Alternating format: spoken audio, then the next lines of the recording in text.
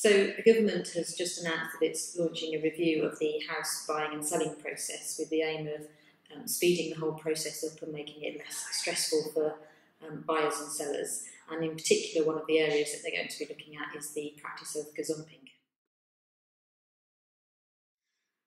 So gazumping is a practice where partway through a conveyancing transaction, a seller accepts a higher offer from another buyer, which means that the original buyer loses out on the property that they were hoping to buy. And of course, by this point, they've also usually spent money on searches and surveys and legal work.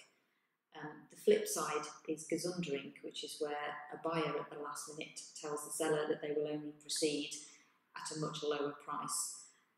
Both of these practices are actually less common than you might think, but they do create a feeling of distrust between buyer and seller.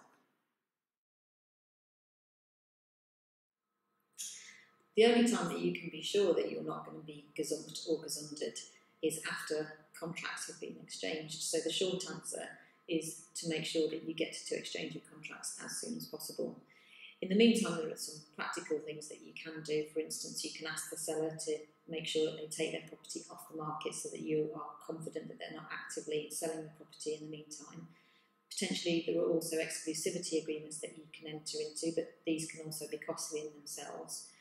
But at Poole Alcock, we know that the only way to prevent gazumping and gazundering is to exchange as soon as possible. So our focus is on getting there as quickly as we can.